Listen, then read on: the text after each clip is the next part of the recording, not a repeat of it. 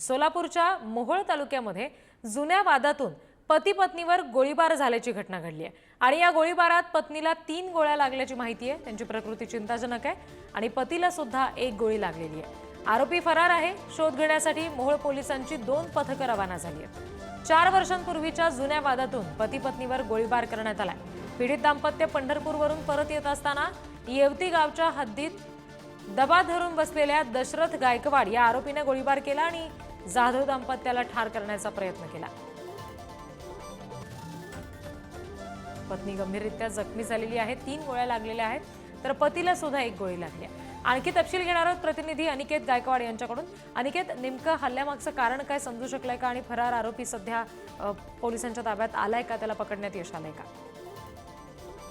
नक्कीच रिद्धी, आपण जर बघितलं गेलं तर मोहोळ तालुक्यातील जे रोपळे येवती महामार्ग जो आहे तो त्या ठिकाणी हा गोळीबाराचा थरार जो आहे तो घडलेला आहे।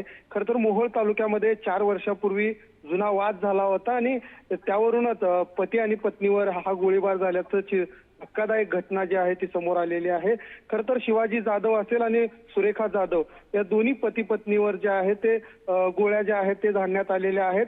खरं तर पत्नीला ज्या आहेत त्या 3 गोळ्या आणि पतीला ज्या आहेत त्या 1 गोळी जी आहे ती लागलेली आहे। खरं तर ते दोघंही जे आहेत ते पंढरपूरमध्ये जे आहे ते एकादशी निमित्त गेले होते आणि त्यानंतर पंढरपूरवरून परत येत असताना येवती गावाच्या हद्दी बाबतीत जे आहेत ते त्या ठिकाणी दशरथ गायकवाड या आरोपीने जे आहेत हे गोळीबार केल्याचं निष्पन्न झालेलं आहे। खरं तर या सर्व घटनास्थळी जे आहेत ते सोलापूर पोलीस अधीक्षक जे आहेत अतुल कुलकर्णी यांनी स्वतः भेट दिलेली आहे आणि आरोपीचा शोध घेण्यासाठी आता 2 पथकं जे आहेत ते मोहोळ पोलिसांची रवाना झालेली आहेत।